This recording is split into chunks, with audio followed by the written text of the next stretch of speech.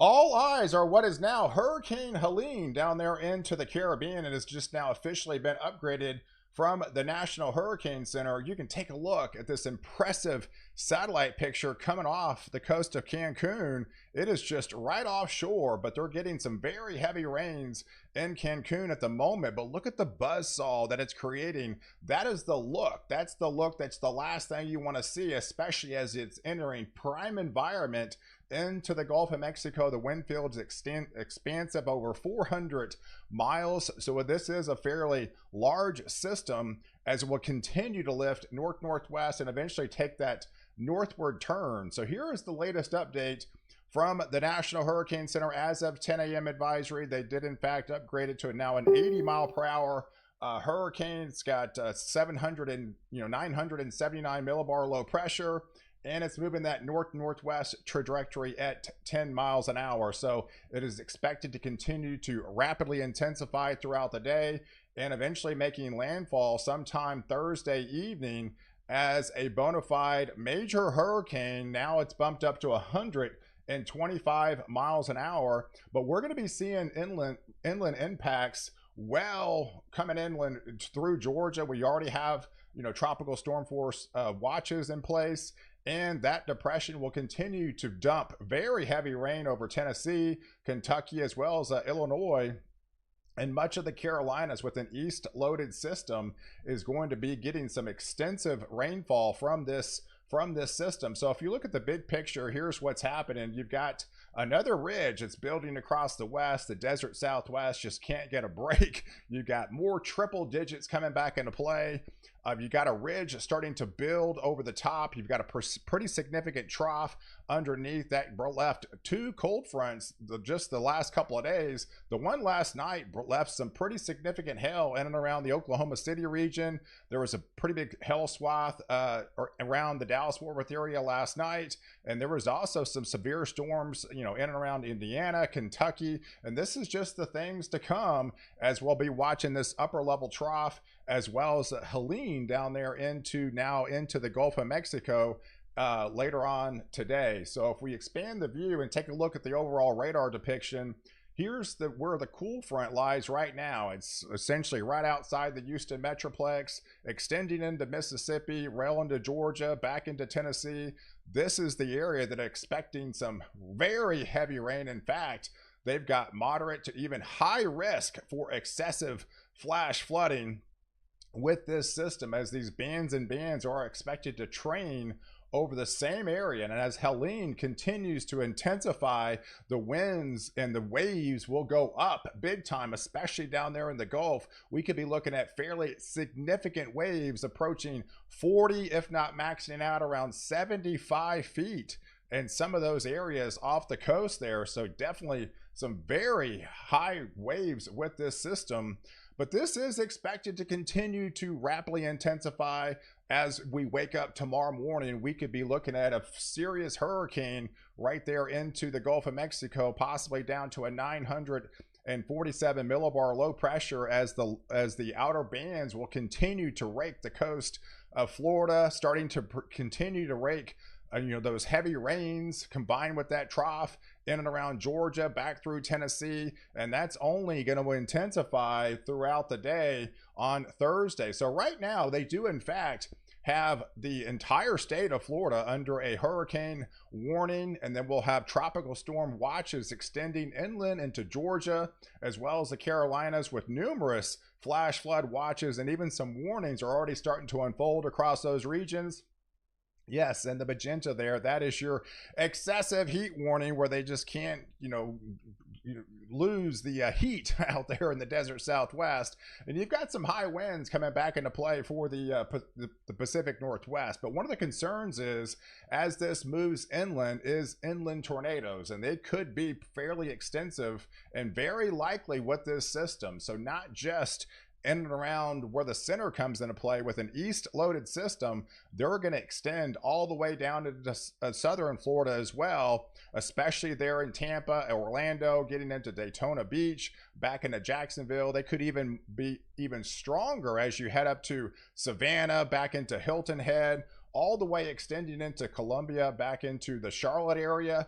That does include a good part of Athens, Augusta, and back into Macon, Georgia there. And that's just during the day on Thursday. This is as it's coming to shore, those outer bands. So you got the morning action, you have the afternoon, and then as it comes ashore on Thursday night, then you're going to have more intensive inland tornadoes in and around the Georgia region and back through the Carolinas. So the latest update from some of the high resolution guidance, this is just the latest run that extends this far out. Right now, the cone essentially from the National Hurricane Center is literally from Panama City to Perry, Florida. And the latest high resolution guidance has the eye right there coming ashore near Perry, Florida. So anywhere in this bullseye zone, that's where the latest thinking of where the the actual center will come inland. But don't just go so fixated just on the center, because we're going to have huge impacts well away from the center, and they're going to be fairly extensive. And definitely I'm getting a lot more concerned about not only just at landfall but inland as well. So storm surge is going to be a huge threat with this system, anywhere from 3 to 5 feet in the yellow shaded area, 4 to 8 feet in the orange shaded area.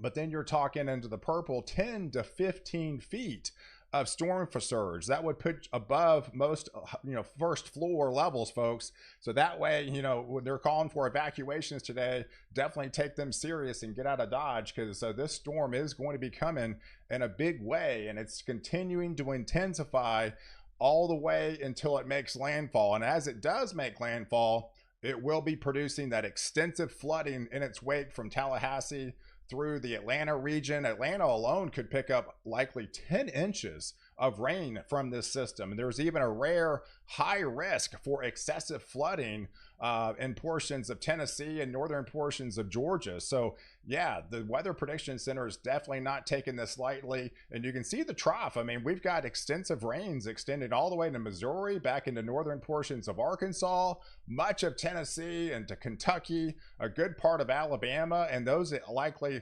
extend into South Carolina, back into North Carolina, all the way up into Virginia as well. So this is going to be extensive rainfall for days to come, and that wind field is going to be extensive as well. So as this comes ashore right on the eastern side, you got the western side of Florida there being raked with very high winds right there along the center. They could be looking at 125 mile per hour winds, and the gust even higher than that as this comes ashore. And then we could be looking at hurricane force wind gust extending well into Georgia, even middle Georgia, and some could produce even into portions of South Carolina, as the wind field would likely continue to remain strong well inland. And then you also have tropical storm force winds extending into much of Tennessee, into Kentucky, as well as even to portions of Missouri, back into Illinois as well. So it's going to be a pretty extensive, not just the wind, but the rain too. So that's going to be sitting on Friday. This whole area from the southeast all the way in portions of the Ohio Valley is going to be raked with very heavy rainfall from this system as it continues to come ashore and merge with that upper level low. And as it does, it's just going to expand even further. So now we're talking rains extending into Missouri, back into Arkansas. Yeah, it could clip portions of, eastern portions of Oklahoma, far northeast portions of Texas, maybe not out of the question. But all this area is just going to be cranked with very heavy rain, extensive flooding across this region that will likely last through the weekend, because what's happening on the big picture, the setup, even for next week, is this ridge that will likely start building over the top this weekend, will help even lower these pressures even more, but will also help lower the pressures again back into the Caribbean. And that might be something to watch as we get into next weekend, is what I'm looking like on the overall ensembles. But right now, first and foremost, our main concern is the excessive flooding that will likely come out of this system. So yeah, we could be looking at extensive flooding, not just where it comes ashore in the Florida Panhandle, but well inland, especially into central Georgia. Those double-digit totals are going to be more numerous, especially where they'll have the higher risk for excessive flooding.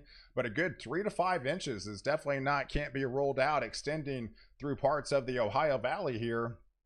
Lighter amounts as you swing up into the mid-Atlantic, and then as well as into the Carolinas. But a good part of Florida is going to be getting crushed with this system. But as pressures rise over the top with that high pressure settling in, again, that's going to help lower some pressures, and we're going to have to continue to watch the Caribbean, because this whole area will continue to remain kind of active with more tropical type juice atmosphere down there.